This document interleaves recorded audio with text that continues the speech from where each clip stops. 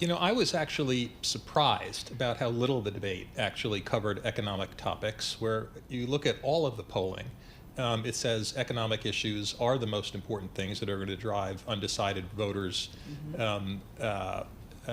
votes in the election. One is the economy, and two is inflation. I'm not sure how Kind of go inflation hand in is hand. not part of the economy.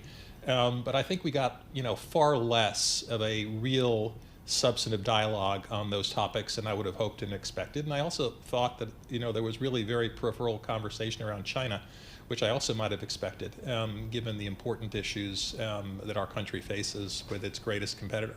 We did get some conversation on tariffs, and Donald Trump did push back on what we heard from Kamala Harris in that clip just now by saying that the Biden administration did leave intact some of the tariffs that the Trump administration had put on China. What are your thoughts around those types of protectionist trade policies? It's interesting, Tim. Actually, both parties are really largely aligned on tariffs and trade, actually. There are, of course, some nuances. Former President Trump is doubling down on his reasonably aggressive, trade stance. What he said, at least, was he would implement tariffs of 10 to 20% across the board and 60% on goods coming in from China with a broad brush. I don't think that's particularly effective. To be sure, tariffs have an important place to protect industry, U.S. industry, where those industries are critical to our national security interests. But when you do it on a broad brushed basis, at least it's my view, that the light's not worth the candle, because clearly it's inflationary. I think it actually costs you more jobs than it saves you, and costs get passed on to the consumer. And frankly, there are a lot of industries where we are just not competing effectively on a global basis, and as a result, taxing those goods coming in is just bad for U.S. consumers and is inflationary. So it's not apples to apples in terms of what Donald Trump is proposing now, Stefan, in terms of more Chinese goods that are coming in versus what we've seen during the Trump administration, what continued into the Biden administration, specifically on high tech and chips in particular. So it's not the same thing. Well, the tariffs, let's separate. One of the things the Biden administration did was export controls as it relates to chips and critical technology. But specifically as it relates to tariffs, this started with steel production. And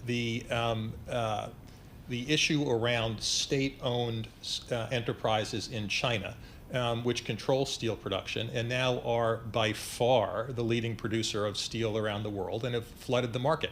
The fact is, President Trump put on tariffs for imported steel from China.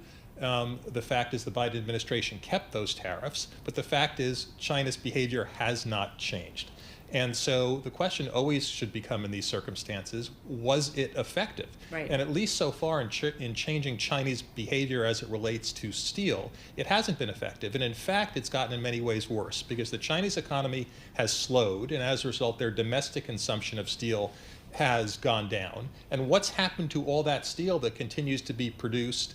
It's being sent overseas, driving down prices and creating real global instability in that steel in the steel market.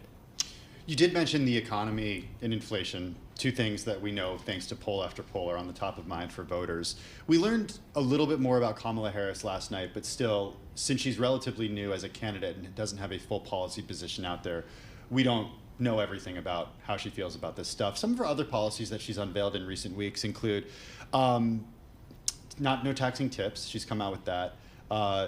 First-time home buyers getting some sort of home buying credit, expansion of the child tax credit, supporting small businesses, we learned in recent weeks, with tax cuts there. But let's go through a couple of those, Tim. Yeah, So, I want to talk specifically about the home buying one. The home buying one to me is interesting, and you didn't mention obviously the whole price gouging, price gouging issue as that well. she raised, because to me these both reflect a fundamental misunderstanding of reasonably simple economics, right? Which is if you give somebody $25,000 to go buy a first home, and there is frankly not a demand issue but a supply issue, let me tell you what's going to happen. That curve goes up, and houses are going to cost $25,000 more. Basic Right. economics. Basic economics. Yeah. So I just don't see how that works and does what she wants to do, which is to actually assist new home buyers in affording their first terms, what it's going to do is just increase the prices